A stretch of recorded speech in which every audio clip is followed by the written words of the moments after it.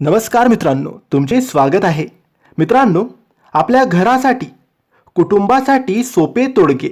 एकदा तुम्ही हे सोपे उपाय, सोपे तोडगे नक्की करा.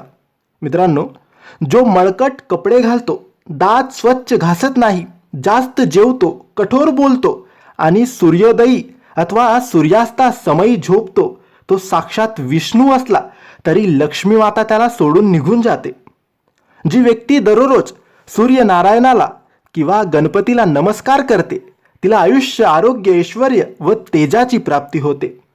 कामानिमित्त घरातून बाहेर पडताना एखादे तुळशी पत्र तोंडात टाकावे. पैशाअभावी अडकलेली कामे मार्गी लागतील. घरात, दुकानात किंवा कार्यालयात मुरली वाजविणाऱ्या श्रीकृष्णाची तस्वीर, फोटो पूर्वेकडील भिंतीवर लावावी. कर्ज घेण्याची वेळ कधीच येणार नाही. घरामध्ये सूर्योदय आणि सूर्यास्ताच्या अगोदर झाडू मारावा. त्यामुळे घरामध्ये दारिद्र्य येत नाही. कुलदैवताचे वर्षातून एकदा दर्शन घ्यावे. अभिषेक व पूजा टाळाटाळ न करता करावी. तुमच्याकडे पैशाचा योग सतत वाहत राहील. घरातील नवीन केरसुणी आणल्यावर तिला हळद कुंकू लावून पूजा करून वापरावी.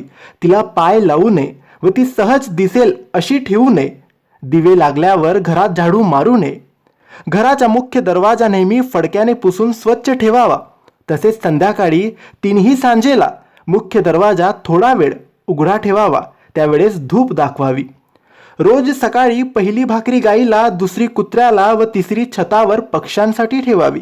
यामुळे पितृदोष नाहीसा होतो व पितृदोषाने होणारा त्रासही कमी होतो. सगळ्यात महत्त्वाची गोष्ट म्हणजे वास्तुदोषावर उपाय म्हणून घराची तोडफोड करणे हे शास्त्र संमत नाही. तोडफोड केल्याने सगळ्यात मोठा म्हणजे वास्तुभंगाचा दोष आपल्याला लागतो. काटेरी रोपटे अथवा कॅक्टस घरात लावल्यामुळे त्या घरात राहणाऱ्या व्यक्तींना कसल्या तरी प्रकारची उद्विग्नता येते अथवा बारीक सारीक कारणांवरून कुटुंबियांमध्ये वादंग निर्माण होत असतात. आणि म्हणून अशा प्रकारचे काटेरी वृक्ष घरामध्ये लावणे प्रत्येकाने जरूर टाळावे. रोख रक्कम हातात पडली की ती घरी आणून देवापुढे ठेवावी. कुठल्याही परिस्थितीत त्यातील 1 रुपयाही खर्च करू नका. मग दुसऱ्या दिवसापासून खर्च करायला सुरुवात करावी. श्री स्वामी समर्थ. तर मित्रांनो, हे काही सोपे उपाय, सोपे तोडगे आहेत. आपल्या जीवनामध्ये हे नक्की अंमलात आणा. सुख, समृद्धी, सौभाग्य आणि शांती लाभेल. तर मित्रांनो, माहिती तुम्हाला आवडली असेल तर लाईक आणि शेअर करा. काही प्रश्न असतील तर कमेंट्सद्वारे विचारा आणि आमच्या चॅनलला सबस्क्राईब करायला विसरू नका. धन्यवाद.